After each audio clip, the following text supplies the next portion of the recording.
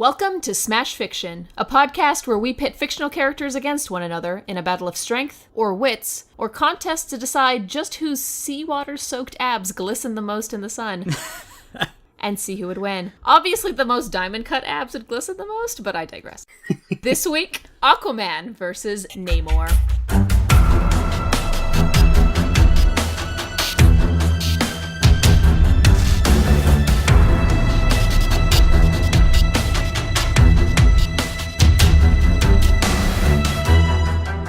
BLOOP.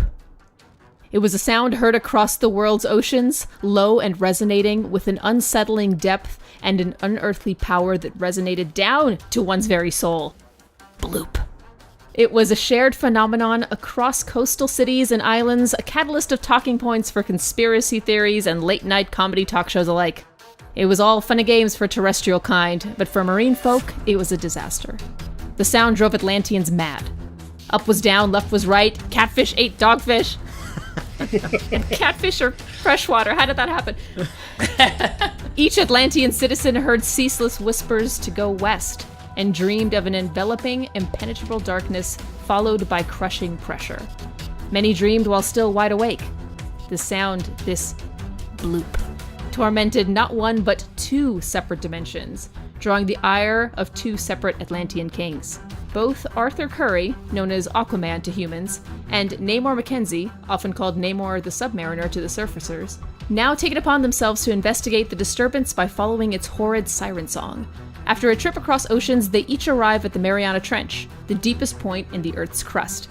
Each king, in their own respective universes, swims down into the crushing dark, following the directions of the whispers and visions. They swim for miles, the weight of the entire ocean pressing down around them until it begins to lighten. To their great confusion, they appear to be swimming toward light. The pressure is receding and the whispers have stopped. Though they don't understand at what point they began swimming towards the surface, at least the maddening sights and sounds have stopped, giving them permission to return home. But when they arrive, they find that the Atlantis they know is different to each of them. This Atlantis is ruled by a democracy. When they confront President Beth Ivanelli, both men soon cause a large enough scene that a frenzy of shark Secret Service are called upon to escort them outside. Now, we all know what happens when superheroes meet for the first time. Before each disgruntled king of Atlantis turned common man stands another man who claims to hold the very same title. It's been a real Monday for these monarchs. And seeing as how they're already real pissed, Aquaman and Namor turn on each other. For there can only be one former king of Atlantis. But which abtacular Atlantean will swim away a winner? I don't know. I'm just here because I heard there might be mention of fishies. So I, Kit Mulcairn, will be your impartial half-human, half-octopus judge for this week. I'll let you figure out which half is the octopus. And before you tweeted us about it, we are not using anything from the Marvel vs. DC crossover series where these two have indeed met and fought. We're going in fresh. Advocating for Aquaman are Dan Mulcairn. Did I ever tell you about the time I defeated Namor? I call the story, The Time I Defeated Namor. And Brad Boltman. If you sail the seven seas in gondola or catamaran, and you find yourself in trouble, please call on Aquaman. Very nice. I love it. Advocating for Namor are Megan Bob. Check yourself before you wet yourself, Aquaman. And Hub from the Tighten Up the Defense podcast. Don't get it twisted. This battle for undersea dominance is his, motherfuckers. This is not a fucking game. Imperious Rex gon' give it to you. Oh, outstanding. It was really hard for me to not Weird Al that whole song, just so that I could get to the part where I could say, break bread with the anemones. In order to determine which team goes first, I struck a deal with each of them. In exchange for their voices, I replaced each team's legs with fishtails and tasked them with kissing an Atlantean prince before 3 days were up. I told Bob and Hub not to underestimate the importance of body language, but I'm afraid they leaned a little too hard on it. Turns out fish lower bodies aren't actually fun to smash. Brad and Dan, however, put their heads together and went out of their way to make a bunch of animal friends to act as A-plus wingmen during an especially romantic scene on a sunken boat. My oh my, looks like these boys ain't too shy. Team Aquaman got the smooch and will be going first this week. Aquaman, I hear you float like a butterfly fish and sting like a sea jelly. What's the matter, lad? You look a mite green. Oh, I see. You're nervous about setting sail for the first time. Aye, I would be too. Way the wild sea winds do blow, but you have no reason to fear. This vessel be protected by the King of Atlantis, Aquaman. Oh, what's that, lad? You thought Namor was the leader of Atlantis. Oh, ye sad, ignorant, stupid young fool. No. Aquaman be the only true leader of Atlantis. Real sailors know the truth. They know who hauled the naval supercarrier ashore, who broke off a tectonic plate like a Kit Kat, who tossed a Soviet sub out from the depths like an old hoagie into the garbage. They know who can outswim a hypersonic jet and trade blows with the Man of Steel and Wonder Woman at the same time, who wields the great trident of Poseidon, who commands the whales and waves as easily as his own breath, and who, most importantly, guides the subjects of his great underwater empire with a wise and steady hand. Aye, it be he, the dweller in the depths, Aquaman! Now go fetch me some varnish for me peg leg. Now, I'm not entirely sure what time period that sailor was from, but he makes a good point. Anyone who's spent any time around the ocean knows that Aquaman could literally swim circles around Namor. Namor is a very capable hero, or anti-hero, or villain character, to be sure, but he's no Aquaman. Both have great abilities due to their unique heritage.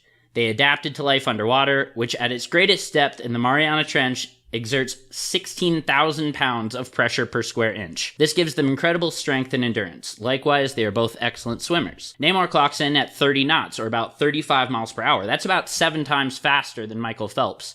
Aquaman swims at a top speed of 5,822 knots, or over 6,700 miles per hour, once racing and easily beating a hypersonic jet on Luton Island. How's this fool not causing tsunamis, like, everywhere? Oh, he does every now and then. That is 194 times as fast as Namor, and 1,340 times as fast as Phelps. So yes, Aquaman can literally swim circles around Namor. So sure, on 71% of the Earth, and growing, thanks global warming, Aquaman has the edge, but Namor has the advantage on land, right? Aquaman gets dehydrated with long stays away from the water. Well, Aquaman has the trident of Poseidon, which among many other powers can summon water, lightning, and rain, so the aquatic ace will never get dehydrated. The trident also lets Aquaman fire energy blasts, heal himself, control wind, water, and ice, and teleport if absolutely necessary. Point Aquaman. But Namor does have those ankle wings that would make a super tough sailor tattoo. So, he can fly. Aquaman can't fly. But he can leap up to 6 miles at a time. That's 31,000 feet, which is just shy of cruising altitude. So Orin can easily tackle Namor out of the air if need be, or strike him with lightning, or get eagles to peck out his eyes like a true mythological figure. So that brings me to Aquaman's much maligned and grossly underappreciated power of telepathy. The King of Atlantis uses this to commune with marine life and respectfully requests their assistance to take down foes, or posers, as the case may be. This can mean an army of sharks, whales, dolphins, maybe a giant squid, or maybe just a cute otter as a distraction. Aquaman has received assistance from creatures as large as leviathans and creatures as small as plankton. His powers of telepathy extend to any creature that has so much as evolved from the sea. He's used telepathy successfully on humans and even white Martians. It's likely he would be able to get into Namor's head as well. And it really isn't all that difficult to get into Namor's head. The first mutant is known for being hot-headed and temperamental, and his overwhelming sense of male ego has gotten him and his people into trouble many times. Conversely, Aquaman has struck a harmony between emotion and reason, and thinks through situations strategically, finding the optimal path for him and his people. This makes him an effective diplomat, resolving many situations peacefully, as well as an excellent war tactician. It's not unlikely that Aquaman will be able to goad the egotistical Namor into making a foolish play and gaining the upper hand. Look, respect where respect is due. Namor was more or less the first aquatic superhero, as well as the first Marvel superhero. But Namor suffers from a lot of the same issues that early prototypes have. He has some kinks to be worked out, some glaring issues, flaws, weaknesses. What was really needed was a newer, better version. And 2 years later, along comes Aquaman. And like a Model T trying to race a Ferrari, all that awaits Namor in this match is embarrassment. So there's a few points to touch on when it comes to how badly Namor is going to lose this. In addition to the many, many advantages that Aquaman's powers give him, it should be noted that even though Namor should in theory be as invulnerable as Aquaman, what with them both having pressure-resistant skin, Namor's resistance to injury is wildly inconsistent. One issue he's trading blows with the Hulk, the next he's knocked out by a regular dude with a pipe. Maybe it's his weird head shape. Maybe he has a hidden off switch hidden beneath his widow's peak. Or maybe it has to do with his gills, which in most fish are weak spots. That's usually how bottlenose dolphins take out sharks, for example. Namor basically just has two nice juicy targets on his neck. Speaking of dolphins, we see in Defenders number 7 that Namor is extremely vulnerable to attacks by these cetaceans. In that issue, he is reduced to unconsciousness after two dolphins simultaneously headbutt him in the nipples. Maybe he has some pectoral gills as well as those on the side of his neck. Well, in any event, if all it takes to KO Namor is two dolphins, then this looks like a job for Aquaman. I'm not going to pretend that both of these characters have had some triumphant victories and some embarrassing defeats over the course of their 140 combined years of comics. The main difference is that, in the case of Namor, a lot of his most significant losses are due only to his own boneheadedness, and his continuing belief that there is no bite big enough for a scion of Atlantis to chew. In Infinity Gauntlet, Namor decides it's a good idea to straight out rush Thanos, who is wielding the titular gauntlet at the time.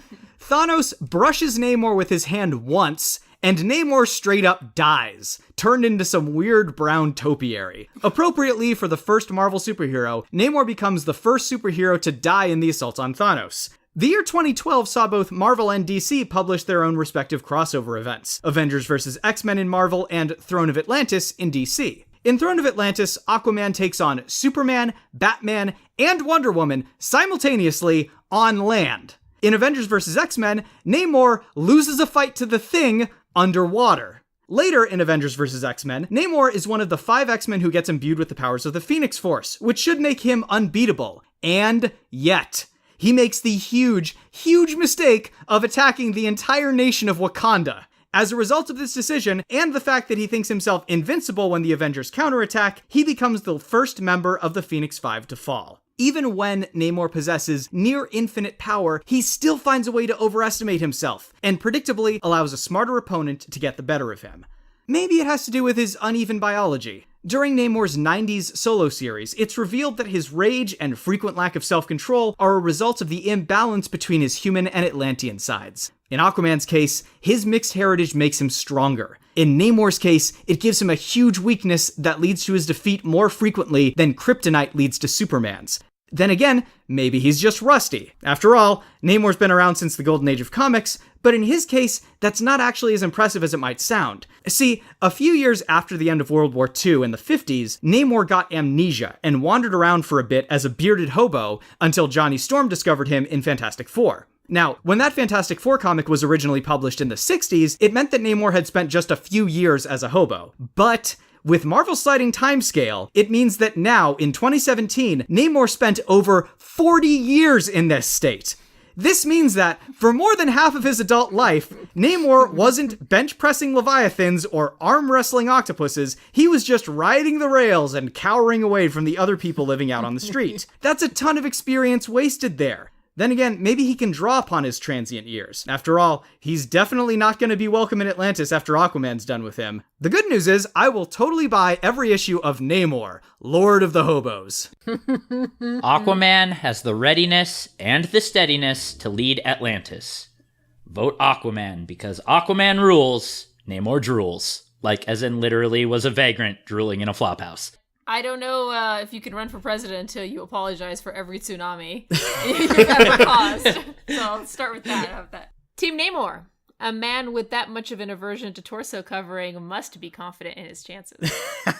Aquaman is super strong, super fast, super fish commandy, and super trident handy. These are all not to be sneezed at. But the super strength is pretty much a wash between Namor and Aquaman. Although Namor wrestles with the Hulk pretty regularly and wins. But neither H2O bros have fought like Galactus or whatever. So moving right along to speed. Aquaman is definitely faster than Namor in pure speed. But we're not racing. And unless you're gonna tell me that Aquaman can do some Speed Force shit a la The Flash, I don't care. Being fast is useful in 3-legged races and creating alternate dimensions. That's it. Aquaman's enemies include Black Manta, Ocean Master, and Time. For a guy with a limit on how long he could be out of water, you would think he would remember to set an alarm on his diver's watch. Another enemy, giant jellyfish, in Tide of Battle. To be clear, these jellyfish have no special powers or abilities. They are simply giant jellyfish. To a human, that is cause for grave concern. And for a guy that can supposedly rule over the minds of aquatic life, wake.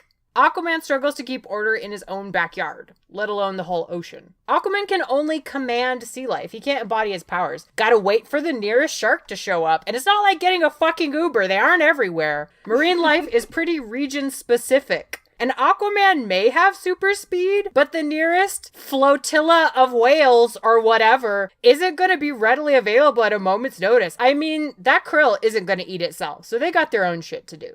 Namor can channel the powers of sea life and use it to skip the middleman. Maybe you need to electric eel someone or bite them like a shark or whatnot. Well, why hassle the locals when you can just channel their powers yourself? Because if Aquaman does try to get marine life involved in this fight, he's going to have to contend with Namor's own ability to control marine life by yelling at it. And do you think any of Arthur's aquatic allies are going to turn down a chance to peek inside Namor's Speedo? Dude, your friendly neighborhood dolphins are about to get a lot friendlier. Oh, God. Oh, Everyone wants a piece of Namor. Magneto worked with him, Doom worked with him, Emma Frost leaves Sebastian Shaw in the dust for a taste of those pointy ears. He's got an on-again, off-again relationship with the entire planet. Hell, he made a love connection with a tapeworm queen. Arthur doesn't have to fall for him, but Namor's got that je ne sais quoi that is apparently irresistible to a lot of people, for short periods of time at least. Aquaman has some deficits going into this fight, but two of the biggest liabilities are that he cares about fixing things, and he's not a raging asshole. Black Manta, one of his lifelong enemies, is someone that he's tried to help. Aquaman uses his healing hand to cure Black Manta's childhood sufferings, because Aquaman isn't a monster. And then Black Manta stabs him in the back, telling him that deep down, he still just wants Aquaman dead. That's who Arthur Curry is, and who could blame him? He's lost his son, his wife left him, his people mistrust him at best and want him dead at worst. They've exiled him twice already, gets his hand mauled twice, he's a self-sacrificer and things go wrong for him, including that one time when he died and then he got called back to life as a soulless corpse. Aquaman gets into fights with his friends, Superman, Wonder Woman, and Batman, but he actually has, friends. Namor totally has friends. Bucky Barnes is allowed to tease him, and he did a nice thing for Reed Richards that one time. That said, he will absolutely turn on someone if it suits him. And Aquaman isn't ready for that kind of fight. Namor has stabbed people in the back, in the front, and in the sides. Wolverine runs him through with his claws and then moves on to deal with someone else. And then Namor comes up from behind, punches him out, and says, "Next time you want to eviscerate someone, try hitting the major organs." He allies himself with Dr. Doom, and Doom straight up has to plan for the fact that Namor is likely to betray him, and has done so in the past. Namor is a cheating, lying, dirty motherfucker. After Atlantis was destroyed by Wakanda, he lies to one of Thanos' cronies and says that his Infinity Gem is hidden in Wakanda, so they'll go destroy Wakanda, which saves him the trouble of having to do it. Namor, the master of life hacks. Aquaman is not ready for that. No one is ready for that. Aquaman is used to violent and evil villains, not the kind of mind games that Namor brings. Namor is the one in this fight most likely to take an insane risk. Aquaman and Namor are evenly matched almost across the board. Powers won't win the day, but technique and method will. Namor's the kind of guy that turns on Thanos by punching him in the face. And then when Venom rips out his little foot wings, he rips out Venom's tongue. This dude plays for keeps. So you better find a coral reef to hide out in, Aquaman. Look, Namor is stronger than Aquaman, smarter than Aquaman, more cunning than Aquaman, sexier than Aquaman, and, oh yeah, he can fly on account of those tiny wings on his feet. Okay, Aquaman can control fish telepathically. Pretty impressive. Guess who else can do that? Namor the motherfucking Submariner, that's who. Plus, he can command pretty much everything else while he's at it, either by yelling at them regally or seducing them, or both. Despite nearly 80 years of stomping around the Marvel Universe, being at least kind of a dick to everybody that he meets, almost everyone there wants to be his teammate, his friend with benefits, or some combination of those. Despite having a well-earned reputation as a hothead, the Submariner is both literally and metaphorically surprisingly level-headed. When it's been to his advantage, he has formed strategic alliances with everyone from Magneto and Dr. Doom to Professor X and Captain America. He's functioned efficiently on teams with varied and volatile members from Captain America, the Hulk, Doctor Strange, Emma Frost, the Wizard. You remember the Wizard, right? He had a yellow costume and he got his powers by getting a transfusion of mongoose blood. Yeah. I just wanted to bring up the fact that there was a hero who had a yellow costume named the Wizard. Oh my god, he needs to be on Smash Fiction. Yeah. Weasel Blood. Yes, I'm in. I'm on that team. They say you can judge a man by the caliber of his enemies. Or at least they should say that because you can. Let's take a look at the level of villains that Aquaman came up fighting against in the Golden Age. His most frequent enemies were corrupt businessmen cosplaying as pirates, evil circus and aquarium owners, and smugglers. Certainly formidable foes, if you're the Hardy Boys and their husky pal Chet. At that point, the true Submariner was cutting his teeth on competition like, the Human Torch, the entire surface world, alien invaders, and the combined forces of World War II's Axis powers. My dude was smashing the shit out of Nazis nonstop, taking out U-boats and bomber planes alike like it weren't no thing, because to him, it weren't no thing. On land, sea, or air, Namor was the Third Reich's worst nightmare. While Namor was literally throwing Nazi tanks into Nazi airplanes, Aquaman was training his finny friends to perform in a circus. Fun!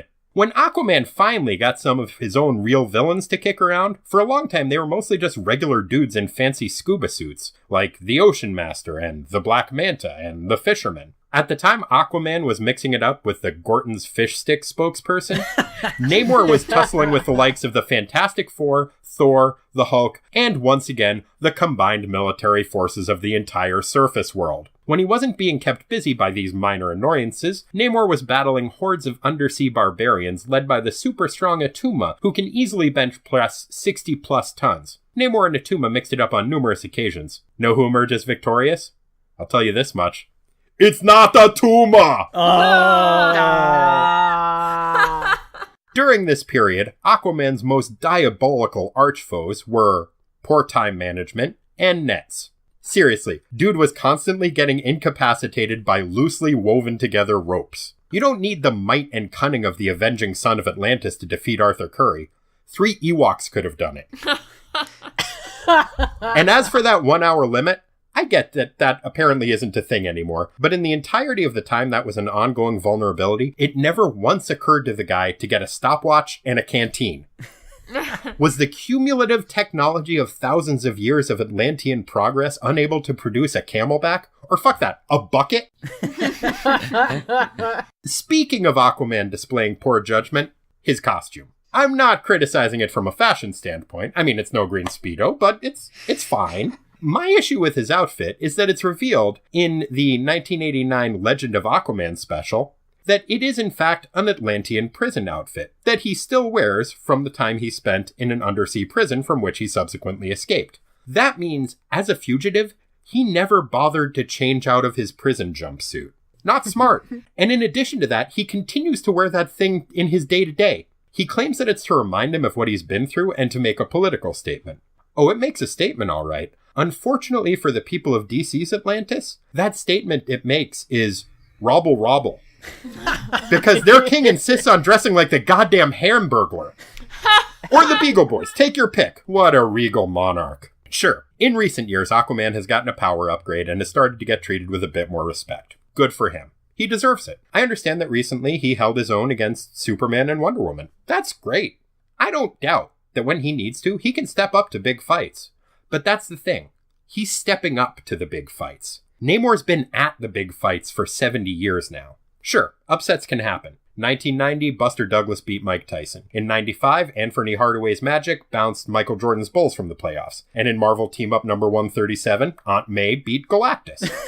But if I were placing bets, I know where I'd be putting my money on any of those rematches. Except for maybe the Aunt May Galactus thing, because that one's kind of a toss-up. Now, okay, yes. One time in the 40s, Aquaman threw a bear at some smugglers. I'm not even going to pretend that's not pretty badass. But it's also kind of fucked up. I mean, shit probably didn't turn out so great for that bear. He probably had to be put down. I'm not saying that Aquaman purposefully sacrificed the bear, but that's just the point. He didn't think things through, like when he sends sawfish and hammerhead sharks to use their snouts to do construction work. Aww. That's not how cartilage works. Sure, they can get the job done eventually, but they're going to end up either dead or with their snouts ground down to bloody stumps. It's the equivalent of the Purple Man telling someone to dig a tunnel for him but not giving them a shovel. Aquaman has learned so little of the marine biology, or as he probably thinks of it, biology, that surrounds him, that he is constantly, unintentionally torturing his finny friends. If his army of sea life is given the option, hey, do I listen to the telepathic commands of this hamburglar-looking motherfucker who just turned my buddy's face into a crime scene? Or do I listen to this sexy motherfucker in a green Speedo who likes to yell Imperious Rex and pose regally? I think I know which way that tide's gonna turn. Namor has dealt with adversity his whole life. I know both rulers of Atlantis have dealt with tragedy, but that's not what I'm talking about. I mean that Namor has been treated like an outsider his whole life by everyone he's met. The Atlantises mocked him because he didn't have blue skin. The surface-dwelling scum mocked him for his pointy ears and triangular head. I mean, they still want to do him, but they mock him nonetheless. He has had to work twice as hard as Aquaman, a generically handsome blonde dude, whether he's on land or sea, to achieve the same goals. Namor has had to do everything that Aquaman has, only backwards and with tiny wings on his feet. Here's how I see the fight going down. Namor punches Aquaman really hard. The end. Or, on the off chance that that doesn't work, which it will, Namor toots on the trumpet of Atlantis, summons up some giant-ass leviathans from the bottom of the sea. These are some real old god-style Cthulhu motherfuckers, the kind Aquaman historically has trouble controlling, like the Queen of the Trench when he fought her. They kick Aquaman around while Namor waits for his shot.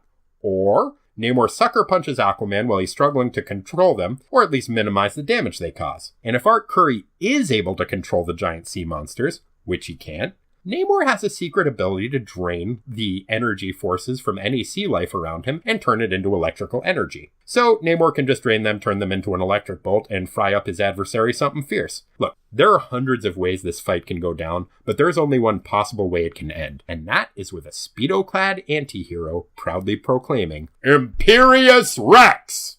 So, does anyone else think we can do an Aquaman versus Hamburglar match at some point?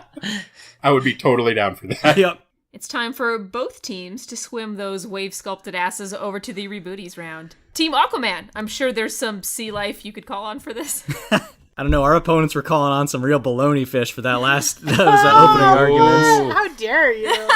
You were talking about how Namor's horn can summon up Cthulhu's. First of all, Namor doesn't carry around that horn. Like, it's usually in this sacred place in his castle, unlike Aquaman's trident, which can do all sorts of magic stuff, or Aquaman's brain, which can control fish, both of which Aquaman always has with him. Even if Namor did summon up that stuff, there's an issue of The Brave and the Bold where we learn that Aquaman is responsible for repelling the assaults from the Night Gods, which are DC's equivalent of the Great Old Ones, and whose invasions occur every year. So, like, Aquaman makes an annual event out of kicking Cthulhu's ass. To that, I will say, first of all, he has a friend who helps him. So it's obviously like he can't do it alone. Yeah, Etrigan helps him that one time. He does it by himself every other time. No, I bet he does it. I bet he helps. I bet he always goes with him and like hides in the background to make Aquaman feel better. like he trips up their ankles and stuff. Their aqua ankles.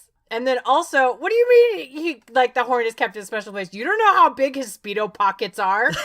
Oh, is that what gives him that bulge? He just always has that horn stuck down there? No, I mean, he that's uses what it as a gives him codpiece. More of that bulge. There are plenty of times when Aqualad has tried to control sea creatures that are from older or different times, and he has not been able to because they don't work that way. And second of all, like I said, even if he is able to control those fish, fucking Namor can just energy vacuum those shits up like a big ol' snack and zap Arthur with the fucking electricity. All of Namor's other sea life-based powers and, like, electrical powers and stuff, there was an editorial note back in Marvel Tales number 9 that Namor lost all his other powers, which was basically word of God saying, nah, man, dude's already got these tiny ankle wings. Like, what more could you possibly want? I wanted to touch on a couple of Megan Bob's points. Speed not meaning anything. Speed means that you can control the landscape of the battle, which is a big deal in this situation. Basically, Aquaman gets to decide where this battle takes place and can bail at any time if he feels that it's getting away from him. And knowing his greater sense of strategy is going to allow him to lure Namor into a situation where Aquaman can have the advantage. Also, the whole thing about him not having good villains to fight with. The people who have weak villains are the people who have already dealt with the main threats in their lives. The people who have cushy lives are the people who are good at their jobs. And that's what Aquaman is. I'm sorry. I forgot that by the time that these crime circus people showed up, the Third Reich was defeated. I totally forgot that the real main menace that was facing the Earth during the 1940s was people with corrupt aquariums.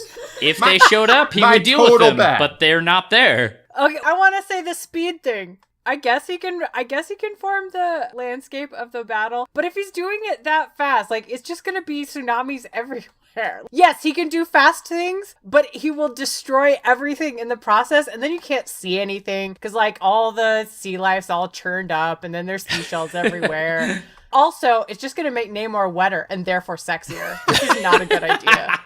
Yeah. Also, let's talk about this idea that Arthur Curry is a calm, level-headed, good strategist. Let's look at the time when his brother, the Ocean Master Orm, attacks him in his home of New Venice, and the entire town around him is getting completely destroyed. Mera is begging Aquaman to help save his friends who are around him, but he just wants to punch his brother so bad. Which is totally his undoing because he is being suckered into it because his anger is making Orm stronger at that point. That's the type of shit Namor could totally do. He can manipulate people's emotions, he makes them angry, and Arthur makes bad decisions when he is angry. Yeah, that was kind of a perplexing point that you guys put forth in your opening arguments, that, like, because Aquaman once showed mercy to Black Manta, who then took advantage of it, that's something that Namor can do? You're gonna tell me that Namor is gonna play possum and pretend that he's beaten in order to get an advantage? Namor is gonna plan some kind of canny sneak attack? The dude who yells Imperious Rex at the top of his lungs and swims in a straight line towards his target? He's the guy who's gonna out-strategy Aquaman? Yes, he is. Because he learns from his mistakes. And you talked about that. You think he doesn't have any goddamn see-through nipple pasties at this point? Of course he does. You think he's vulnerable to telepathic attack in any way after having teamed up with Doctor Strange and Professor X and Emma Frost? Dude knows his shit. He's not going to get pushed around by Aquaman. And, like I said, the sea life, if they have the option of obeying Namor, and his telepathic command over sea life is definitely very much intact. He used it to find the cosmic cube pretty recently, if memory serves. If they have the option, they're totally going to listen to Namor.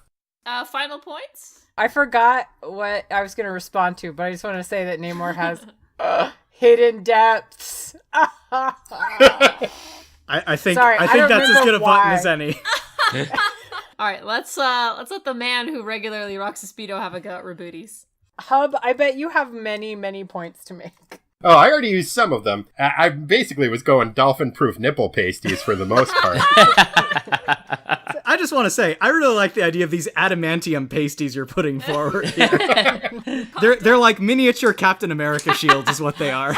First, let's look at the idea that having hobo skills makes Namor somehow weaker. That is ridiculous. Dude was amnesiac, wandering around learning life skills of a hobo in New York in the 50s, and was still able, after having been on land for what you say is now 40 years, at the very end of that, still able to rip phone booths in half like it's nothing, like making little confetti that way. He is absolutely going to be able to sucker Aquaman into a fight. I could sucker Aquaman into a fight. Well, that would not be the greatest decision that you or Namor could make, because, like, you talk about how great it is that Namor can rip phone books in half, and that Atuma can bench press 60 tons. So, in Death of the King, Aquaman throws an 8,000-ton Russian submarine from the ocean floor 2.5 miles down, completely out of the water. He fights his undead ancestor, and his opening move is to throw a gigantic steel ocean liner at him. When he fights the Trench, which you brought up earlier, he takes them out by first setting off a volcano with his trident, surviving the explosion, and then sealing them away by pushing a tectonic plate on top of them. Yes. And if he had been outside of the water for 40 years, he wouldn't have been doing any of those things. He would have been dead for 39 years and a buttload of hours. When he's damp, Namor Also, picking up destroyers, tossing them at Nazi planes. The out-of-water thing is really inconsistent, because, in the Silver Age, that was largely his origin. But, in the Golden Age, his origin was, he was just a regular dude, and his dad figured out these Atlantis secrets that allowed him to breathe underwater. And even in his current incarnation, he was raised on the surface for most of his life before he ever figured out about his Atlantean heritage. I guarantee you, he spent more than an hour out of water before he knew he was an Atlantean. You treated him punching... How do you say it? You don't say Thanos, do you? You say Thanos? I said Thanos. You were treating it like it wasn't impressive because he gets killed afterwards. I don't think he thought he was going to survive that. I think he thought, you know what? This is my last stand. I'm going to freaking make it count. He surprise punched Thanos in the fucking face and made him bleed his own blood, That's pretty great. Have some respect for his punchings. That was really awesome. Well, in contrast, when Darkseid invades at the beginning of the New 52, Aquaman and Wonder Woman are the two members of the Justice League that manage to hurt him. Superman's attacking, Cyborg, Green Lantern, The Flash. Only Aquaman and Wonder Woman even draw blood from the dude. Also, going into just a tactics point of view, he approaches that fight like a hothead. I think you're exactly right. He didn't think he was going to survive. He didn't have an end game. He goes in there and he just wants to hit something. He's like somebody who starts a bar fight with a guy 3 times his size. Namor gets a bad reputation as a hothead, and I'm not saying he doesn't have a temper and can't fly into a rage. And when he does have a temper, when he has a bad day, the entire planet goes on red alert. He broods, Aquaman mopes. Aquaman does not get the respect he deserves from the DC universe or from the general public. But there's a reason for it. He doesn't get that respect. No one would disrespect Namor to his face. People do it to Aquaman all the time because they can. The fact that Namor has a tendency to fly off the handle when things make him angry makes him more vulnerable in this fight, not less vulnerable. Aquaman also flies off the handle and gets angry and doesn't make good decisions. Not to the point that he throws away strategic abilities, not to the point that he loses a sense of the fight. Yes, absolutely to the point that he loses a sense of the fight. Like when he was fighting his brother Orm, and friends are dying all around him, and he's not paying attention to what's happening. A brother is a very special situation. I'm glad you brought that up, because he would be the only comic character in history to have a weak spot for someone close to him.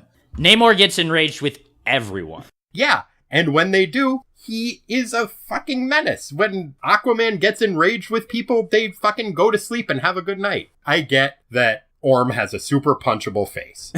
He has the most punchable face ever. But people are dying around him. His wife is begging him to rescue their friends. And he doesn't care because he wants to punch. And the punching is actually aiding his enemy. And he doesn't notice. That's the kind of fighter he is. That's the kind of strategist he is. See, I think the difference there is that in that fight, Orm was bringing a lot of baggage with him, and that was what Aquaman was dealing with. The difference between that and Namor is that Namor flies off the handle anytime someone even hints at the fact that he might be weak, or anytime someone hints at the fact that he might have less than complete honor. All it will take is the barest of insults to set Namor off. But if you really want to play Aquaman, that takes years to do.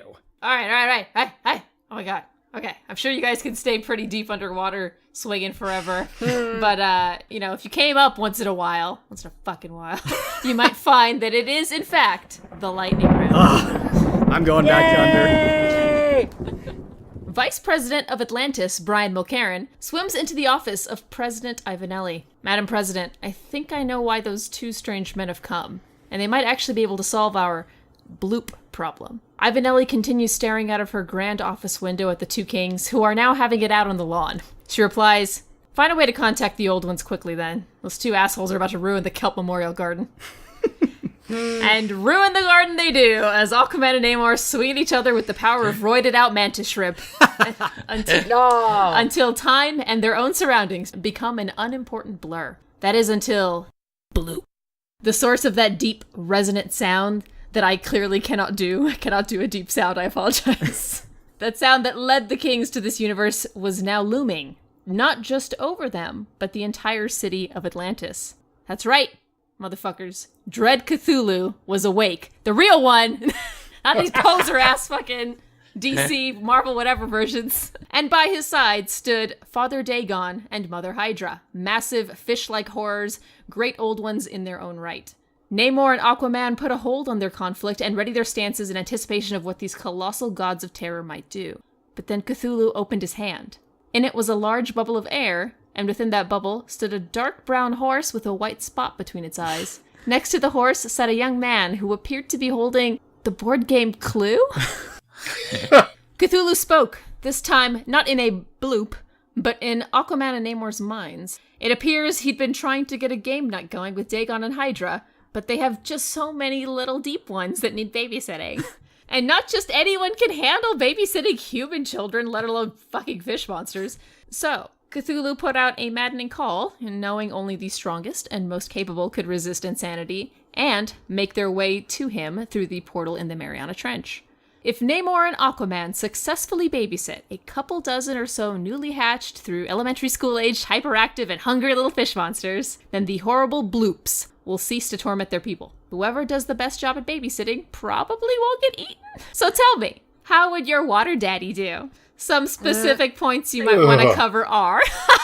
What games would you play, or activities would you do to distract the little monsters? Oh no, now some of them have started fighting, while others are tattling on each other for every perceived slight. How would your Atlantean king diffuse fights between baby fish abominations? Time for Din Din! Well, balls, of course, some of them don't want their dinner, because kids. They'd rather just have the otter pops that they know are in the freezer. How do you get them to eat their veggies? And perhaps, worst of all, how in Azathoth's name do you get all these little shits to go the fuck to sleep? Extra points if you can tell me why your opponent wouldn't be a good babysitter. Team Namor, it is now your turn to go first. Maybe you'll have better luck with kids this time around? First thing, as far as like games and activities, is it's going to give them a chance to, practice their mind control stuff. So they're going to like round up some small sea life and mind control it. And then also, because obviously they've never been to the surface, and then Namor doesn't even like the surface world that much. I mean, he likes, getting down with people from the surface, but mostly they're assholes. Kids love dress up, so they're gonna like get all their, their little kid clothes and then dress up as what they think surface dwellers look like. And then Namor's gonna tell them about like surface dweller stuff, and they're gonna think that's weird and hilarious, because to them they're like, that's crazy. Why would anyone use legs? Diffusing fights, trial by combat. Exactly. Why would he diffuse a fight when they can learn so much about each other's vulnerabilities and skills by competing in tests of honor? And these are little fish monster children. Like, Aquaman's gonna try and teach them about being not an asshole. Namor's gonna be like, no, you must channel your asshole into being a better kind of asshole. How is he gonna get them to eat his veggies? He is going to flex his imperious pecs and say, hey guys, you want to look like this when you grow up? Also, probably going to tell them it's made of people, and they're going to think that's really great too. They're going to go, what? It's made of... They'd be like, yeah, that kelp, it used to be a person. It had a face.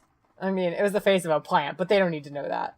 And then whenever it comes to getting them to go to sleep, I don't think Namor knows that this is what's going to do it, but he's going to tell them a story about something, and adult stories to kids are super boring, so they're just going to fall asleep. And here's the other thing that he's going to do. If that doesn't work, he's going to call on some of his special hobo training, get out a little bit of hooch. They're going to be out like a goddamn light. I know.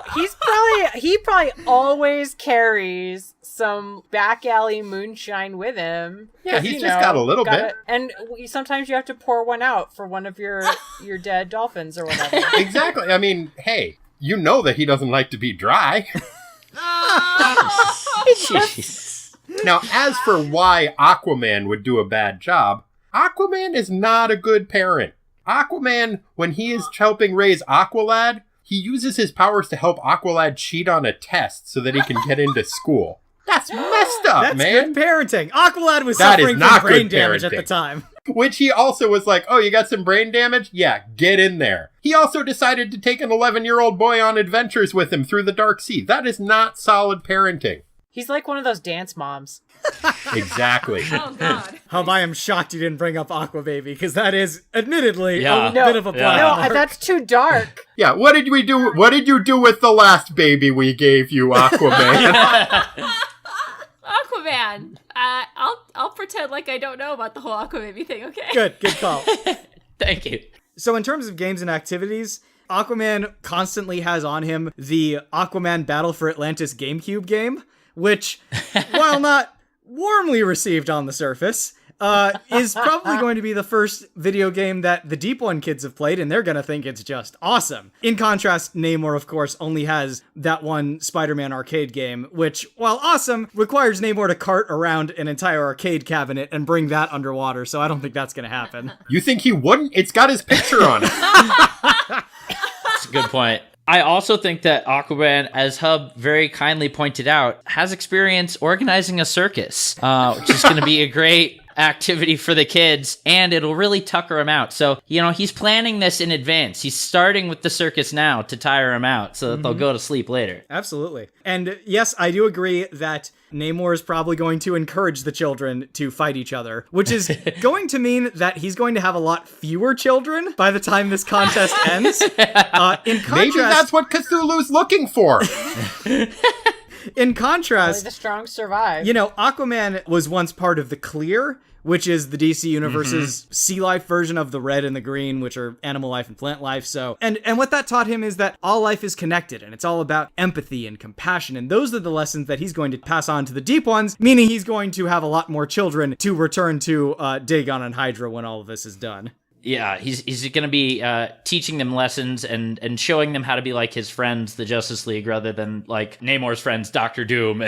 Yeah, and do you think Cthulhu is going to want his children to be more like Doctor Doom or the Super Friends? In terms of how he's going to get them to eat their veggies, Namor has a real love-hate relationship with the surface, and, sometimes he's okay with the surface, but a lot of times he just hates it. Aquaman, on the other hand, is much more consistently friendly with the surface world. So as a result, he knows a lot of surface recipes, He can do tempura veggies, he can do, stir-fried veggies, he can add some recipes. I'm sorry, he's making tempura underwater? Lightning cooking. Yeah, he can use lightning, his trident can break open underwater volcanic vents, he can easily flash fry this stuff. And we see in the first issue of Aquaman in the New 52, he goes into a seafood restaurant. He knows about seafood recipes, which, to my knowledge, Namor has never touched. You'd be surprised what you can do with veggies. I went my whole life thinking cauliflower was awful, and then I had some roasted garlic cauliflower, and actually pretty tasty. In terms of getting them to go to bed,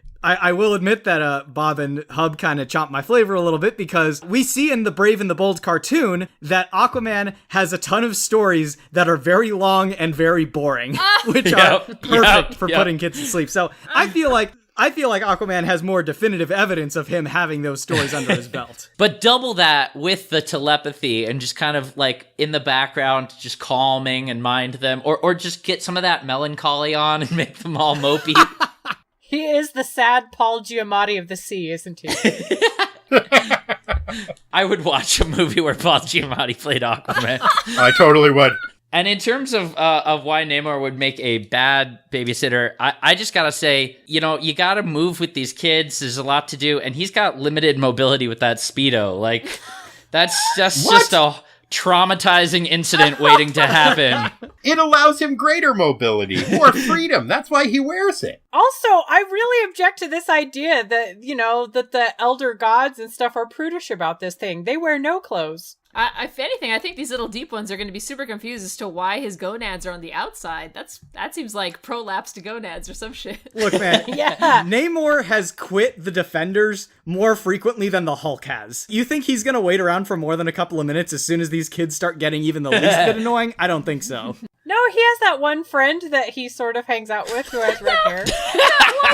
That he sort of hangs out with. Look, all I'm saying is Aquaman spent decades with Hal Jordan and Barry Allen, who are basically children.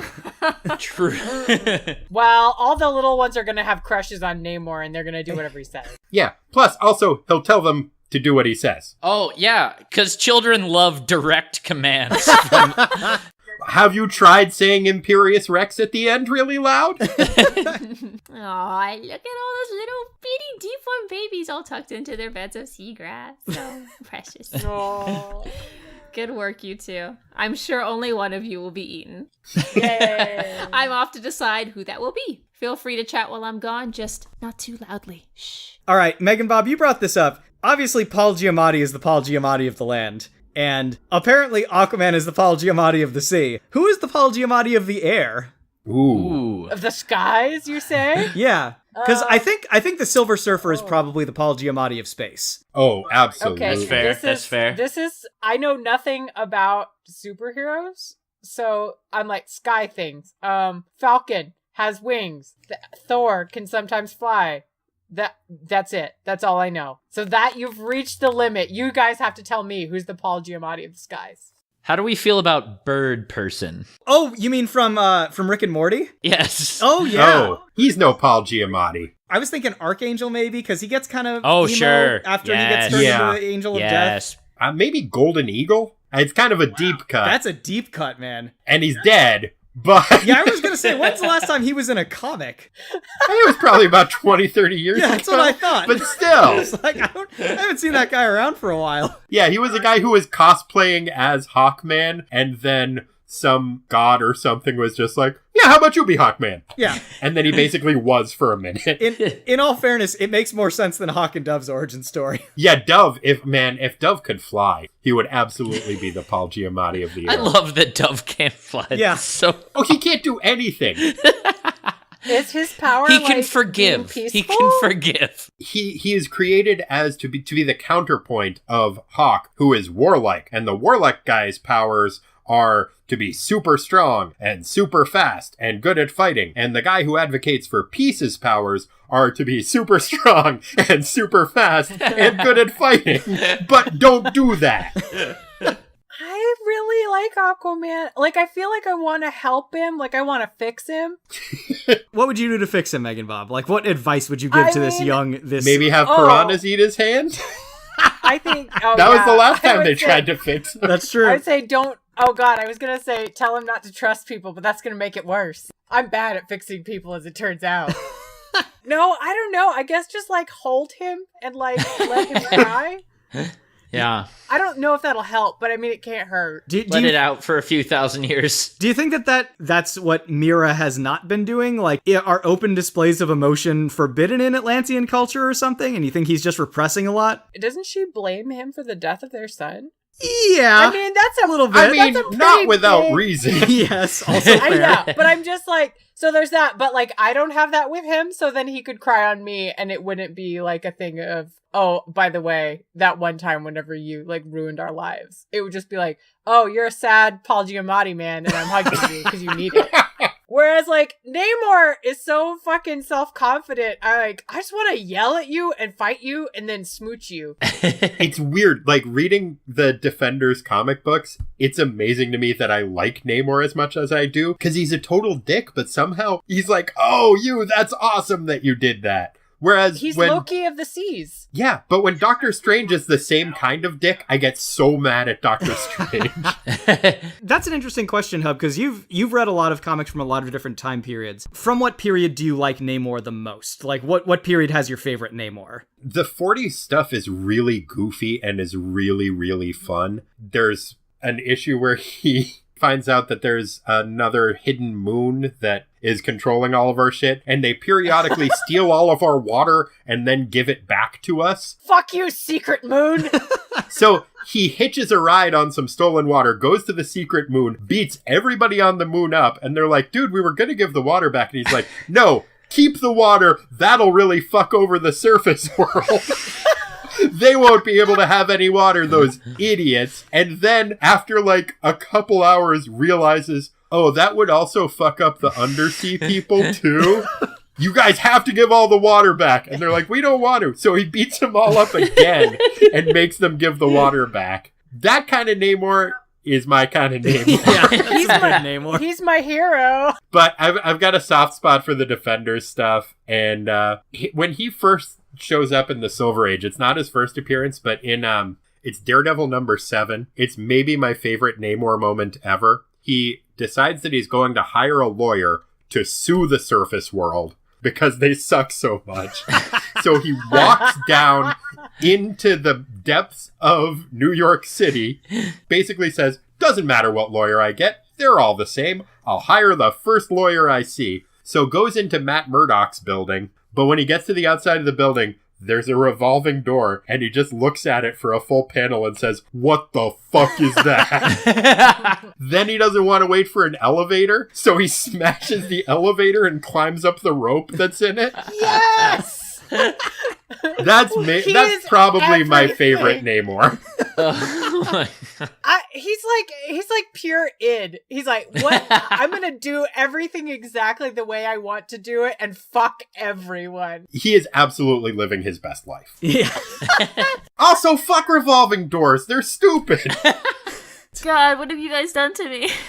Genuinely, this is it. This is the match that I do not know which way to like call on. Wow. And I was the first judge, right? I was the first judge, and I mean, with the co-host's help, I basically, the way that I wrote the very first judge's segment kind of laid out the framework. So I believe as the first judge, I should also be the first judge to call a draw because I don't want to fucking call this. No, you can't do that. I know I can't do that. I know I'm not allowed to. That's how hard This is unheard of. Unprecedented. But like this. Make sure to check your lids because they just flipped. My monocle just went flying off. I think I'm gonna make a lot of enemies for this one, but I don't know. I'm gonna have to give it to. Ooh, God, it's gonna hurt to say Namor. Oh, no. Imperious Rex! So A well-earned win.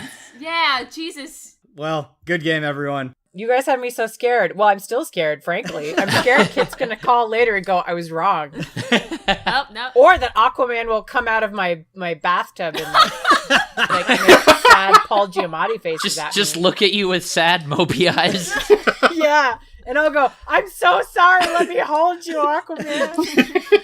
Well, Brad, thank you for coming on and being my partner. You are always a welcome voice on this show. And Hub, thank you for coming on the show for the first time, and I hope not the last time, because you were you very were welcome. Absolutely. amazing. It was a lot of fun. Amazing. Thank you very much. I got to admit, I was kind of hoping that you guys would bring up Aqualad as being an ally, because I had this whole thing prepared with then Namorita shows up and Aqualad is suddenly useless and has to go work out for 6 days. No. Like he did the one time he saw Wonder Girl dancing. No, Hub, if I was going to wow. bring in any Aquaman side character, it would be Topo the Octopus, obviously. Oh, excellent. Good call. I do a podcast called Tighten Up the Defense. It is about the new Teen Titans series by Marv Wolfman and George Perez and the original Defender series. We alternate weeks which comic book we're covering. And yeah, it's a lot of fun. It's me and my brother having a couple of drinks and talking about a comic book series that I love, or 2 comic book series that I love.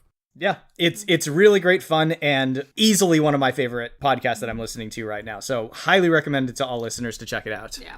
Thank you to At a Son of a Gun, Cosplay Fiend, Duffy, the You, Me, and Duffy podcast, and Florian on Twitter for retweeting or tweeting about us. Thank you to Sid Rabbit Blog and G Prime for reblogging our Tumblr posts, and thank you to Jeffrey Ketchum for sharing our Facebook episode stuffs. You know what you do, and you're all amazing. We love you. We hope to meet some of you in the future, either at the July My Brother and Me show that's coming up, In San Diego. or in Seattle in December when Dan Miles and I go to PodCon. PodCon is a podcast convention that is being done by Hank Green, a famous YouTuber, Travis McElroy of the Everyone Fucking Knows My Bim Bam podcast by now, and I believe the Night Vale crew, right? Mm-hmm. Yep, the people from Night Vale. Yeah. They have a bunch of other shows that they're getting together with up there as well. Oh, there's a lot of shows. There's a lot of live shows, a lot of cool just like talks about podcasting. But yeah, we hope to see some people in the future in either of these events. Yeah, absolutely. Let us know if you're going. Hit us up on Twitter or whatever. And thanks also to Beth Ivanelli and Brian Mulcairn, Yes. who were our featured patrons this month. Anyone who supports us on Patreon for $1 and up is going to have their names worked somehow into various episodes. That and other great rewards await you on our Patreon. Mulcairn. That Yeah. sounds familiar. Yeah, I think it's Irish. Thank you for listening to this week's Very Wet and Wild episode. Next week, John Wick versus Leon the Professional.